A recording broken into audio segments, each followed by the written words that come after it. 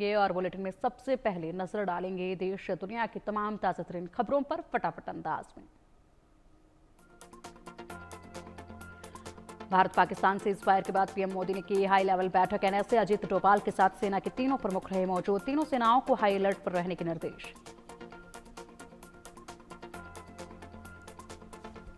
अमेरिकी राष्ट्रपति Donald Trump ने भारत और पाकिस्तान के बीच हाल ही में हुई शांति पहल की खुलकर तारीफ की। कहा, भारत और पाकिस्तान के मजबूत और समझदार नेतृत्व पर बहुत गर्व है।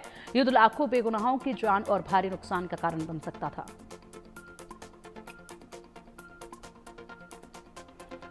डोनाल्ड ट्रंप ने कहा, जब हालात शांत हो रहे हैं तो वह भारत और पाकिस्तान दोनों के साथ व्यापार को बड़े स्तर पर बढ़ाने जा रहे हैं। उन्होंने कहा कि वह दोनों देशों के साथ मिलकर कश्मीर मुद्दे पर भी कोई हल निकालने की कोशिश करेंगे।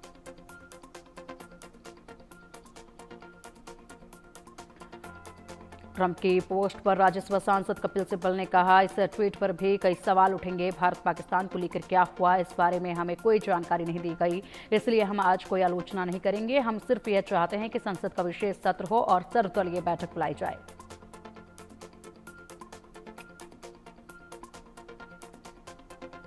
ट्रंप की पोस्ट पर आरजेडी नेता मनोज झा ने कहा, हमारी प्रेस वार्ता से पहले अमेरिका के राष्ट्रपति ने घोषणा की, शिमला समझौते के तहत भी ये बिल्कुल उचित नहीं था।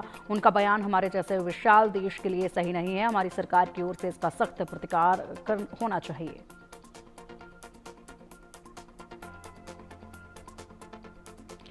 चीन का पाकिस्तान प्रेम। विदेश मंत्री वांग यी बोले, हम पाकिस्तान के साथ। एनएसए डोभाल ने फोन पर सुनाई दो टुक। कहा, युद्ध भारत की पसंद नहीं, लेकिन आतंक के खिलाफ जरूरी था एक्शन।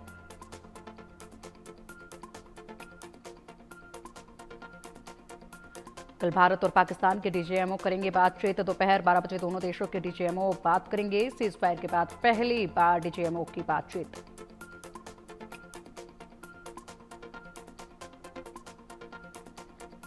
सीज़फायर के बाद केंद्र सरकार ने कहा, अगर भविष्य में भारत पर कोई भी आतंकी हमला होता है तो इसे एक्ट ऑफ वॉर माना जाएगा।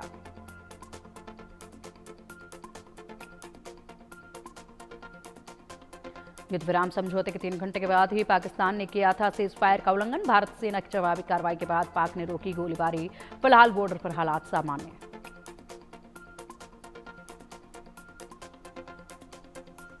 जम्मू कश्मीर के अलग अलग क्षेत्रों में स्थित सामान्य, किसी भी हिस्से में ड्रोन हमले या गोलीबारी की कोई खबर सामने नहीं आई।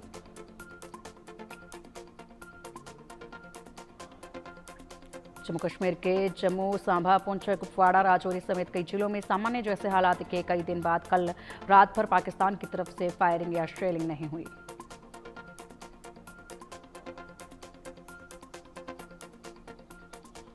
पाकिस्तान बॉर्डर से सटे राजस्थान, पंजाब के कई इलाकों में आज सुबह हालात सामान्य हुए। एहतियातन इन राज्यों के कई इलाकों में रेड अलर्ट जारी। कई जिलों में रात भर ब्लैकआउट रहा।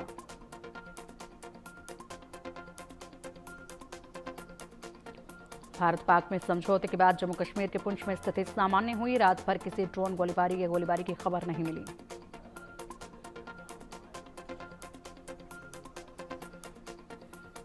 पठानकोट में भारत पाक सीमा पर स्थिति सामान्य। रात में किसी ड्रोन और गोलीबारी की खबर नहीं मिली। प्रशासन ने हटाए सभी प्रतिबंध। डीसी ने की जनता अधिकारियों की सराहना।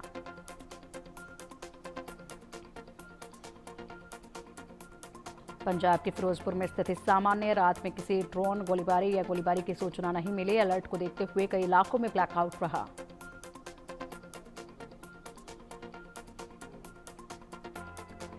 राजस्थान के बाड़मेर में स्थिति सामान्य। रात में ड्रोन गोलीबारी या गोलीबारी की कोई खबर नहीं। घरों के बाहर निकल रहे लोग।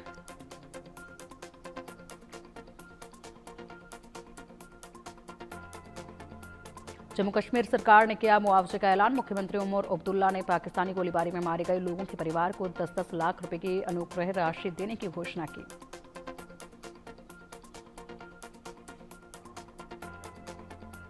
सीज़फायर पर ओवैसी ने केंद्र सरकार से सवाल पूछे। कहा, सरकार बताए पाकिस्तान से शांति की बात किस कीमत पर? क्या अमेरिका पाकिस्तान की गारंटी लेगा?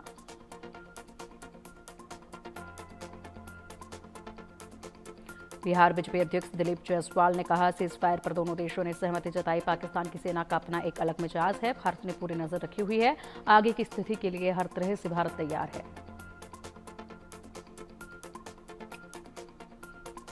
आज से लखनऊ में बनेगी विध्वंसक मिसाइल ब्रह्मोस। रक्षा मंत्री राजनाथ सिंह ब्रह्मोस मिसाइल के मैन्युफैक्चरिंग यूनिट का उद्घाटन करेंगे। 300 करोड़ की लागत से बनी है यूनिट।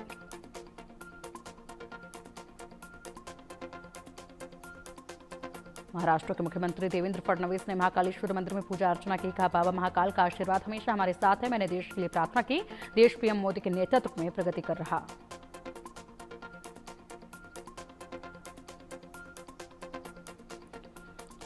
सीज फायर पर महाराष्ट्र के उप मुख्यमंत्री एकनाथ शिंदे ने कहा, पाकिस्तान के डीजीएमओ ने भारत के डीजीएमओ से बात करके संघर्ष विराम की पहल की थी। भारत हमेशा अपनी प्रतिबद्धता पूरी करता है, लेकिन पाकिस्तान ने बेईमानी की। पाकिस्तान जानता है कि अगर वे भारत से लड़ेंगे तो हार जाएंगे।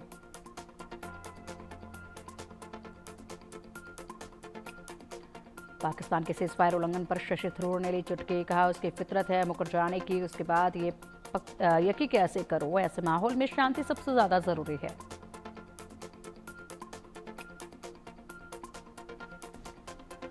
सीज फायर पर केंद्रीय मंत्री गजेंद्र सिंह शेखावत ने कहा, आतंकवाद को समाप्त करने की जो हमारी प्रतिबद्धता है उससे समझौते के बिना भारत की सेनाओं ने पाकिस्तान को मुंह तोड़ जवाब दिया। भारत की सैन्य क्षमता की एक नई पहचान पूरे विश्व में बनी है।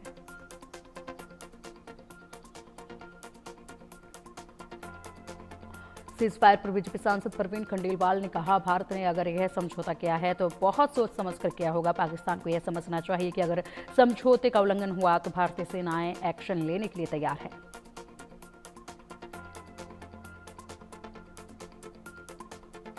सीज फायर पर केंद्रीय मंत्री शोभा करंदलाजे ने कहा, भारत आतंकवाद के खिलाफ लड़ रहा है। हम सरकार और सशस्त्र बलों के साथ हैं।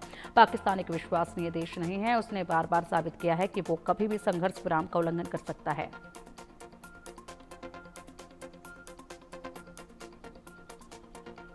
भारत के साथ संघर्ष विराम के बाद पाकिस्तान में हवाई यातायात यात्रा शुरू। पाकिस्तान एयरपोर्ट अथॉरिटी ने कहा, सभी हवाई अड्डे अब चालू है। तनाव के बाद पाकिस्तान ने बंद की थी उड़ानें।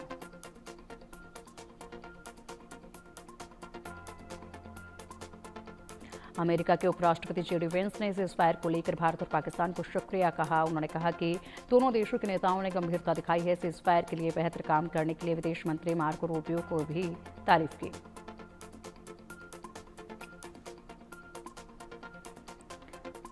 कतर ने पाकिस्तान और भारत के बीच पूर्ण और तत्काल सीज फायर समझौते का स्वागत किया। समझौते में अमेरिका के राष्ट्रपति डोनाल्ड ट्रंप के प्रयासों की सराहना की।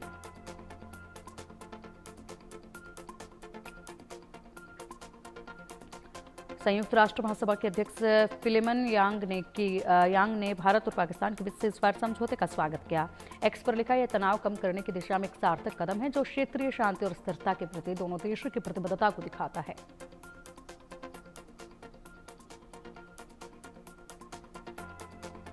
ब्रिटेन में पाकिस्तान के high commissioner doctor Mohammad Faisal ने उम्मीद जताई, पाकिस्तान और भारत के बीच हुआ सीज फायर बना रहेगा। इससे क्षेत्र में स्थायी शांति की राह खुली रहेगी।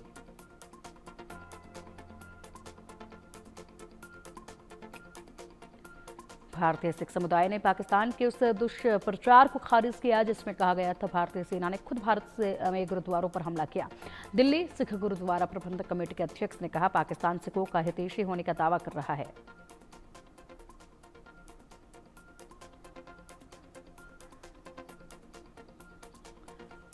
रक्षा विशेषज्ञ कैप्टन अनिल गौर का बयान, पाकिस्तान एक ऐसा देश है जिस पर बिल्कुल भी भरोसा नहीं किया जा सकता है। भारत को जवाबी कार्रवाई करने का अधिकार है।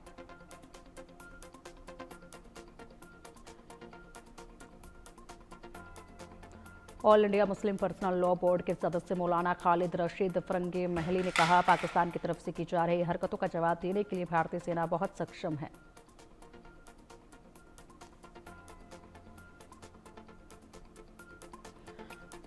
पहलगाम हमले में मारे गए शुभम द्विवेदी की पत्नी ने कहा, पीएम मोदी ने आतंकवाद को खत्म करने के लिए लड़ाई शुरू की। जब तक आतंकवाद रहेगा, ऑपरेशन सिंदूर जारी रहेगा।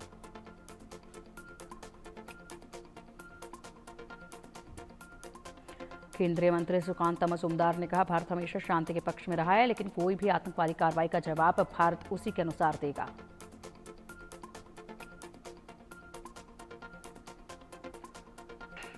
शिवसेना सांसद मिलिंद देवड़ा ने कहा, हम आतंकवादियों के खिलाफ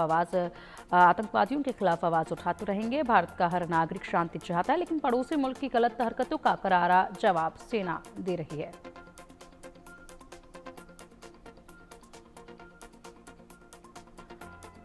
शिवसेना नेता शाहीन एनसी ने कहा, भारत ने पाक में मौजूद आतंकी ठिकानों पर कार्रवाई के दौरान एक परिपक्व रुख अपनाया और सिर्फ आतंक को टारगेट किया, कहीं किसी नागरिक को निशाना नहीं बनाया।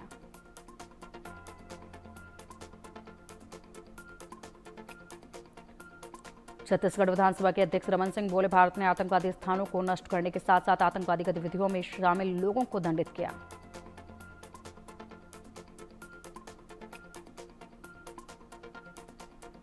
पंजाब भाजपा अध्यक्ष सुनील छागड़ ने कहा, सीमावर्ती राज्य होने की वजह से हमने आतंकवाद के खिलाफ युद्ध लड़ा है। मुझे पूरी उम्मीद है कि पाकिस्तान इस बार कोई न कोई सार्थक फैसला लेगा।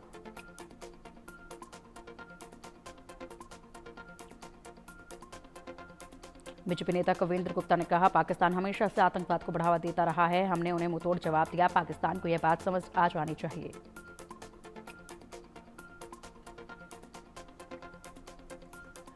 जम्मू कश्मीर के कई हिस्सों में तेज बारिश। रियासी जिले में चेनाब नदी पर बने सलाल बांध के कई गेट खोले गए।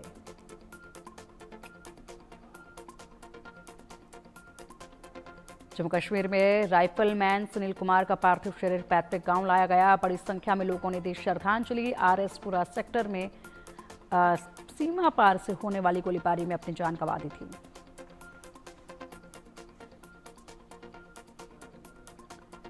पाकिस्तान द्वारा की गई गोलीबारी के दौरान राष्ट्र की सेवा में बीएसएफ के सब इंस्पेक्टर मोहम्मद इम्तियाज हुए शहीद।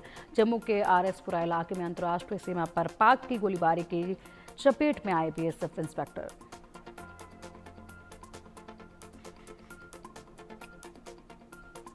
घाटी में आतंक के खिलाफ बड़ी कार्रवाई। जम्मू कश्मीर के शोपियां में स्टेट इन्वेस्टिगेशन एजेंसी की छापेमारी। आतंकी गतिविधियों को लेकर तलाशी अभियान।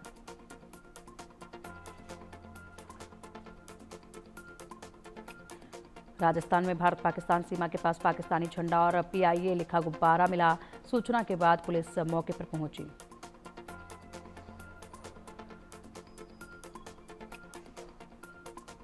राजस्थान के जैसलमेर में हैंड ग्रेनेड और पुराने कारतूस मिले। सूचना के बाद मौके पर पहुंची पुलिस ने जांच शुरू की।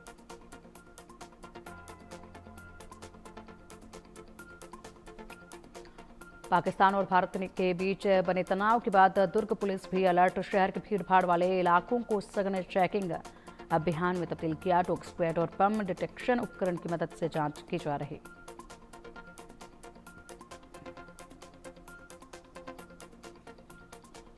उज्जैन के महाकालेश्वर मंदिर में की गई भस्म आरती। बाबा महाकाल के दर्शन के लिए लगी लोगों की भारी भीड़।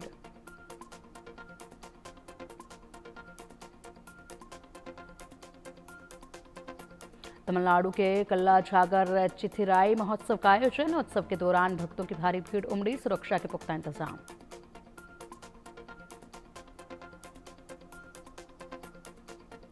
उज्जैन में टोल कर्मचारियों की गुंडागर्दी। वाहन चालकों के साथ टोल कर्मचारियों ने की मारपीट। जान बचाकर भागे वाहन चालक। मारपीट का वीडियो वायरल।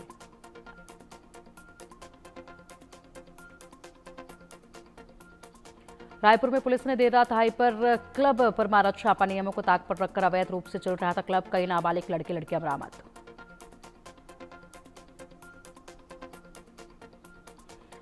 मध्य प्रदेश के जंजगीर में जिला अस्पताल में लगी भीषण आग। जननी सुरक्षा योजना और एनएचएम के सारे रिकॉर्ड जलकर खाक। फायर ब्रिगेड ने कड़ी मशक्कत के बाद आग पर पाया काबू।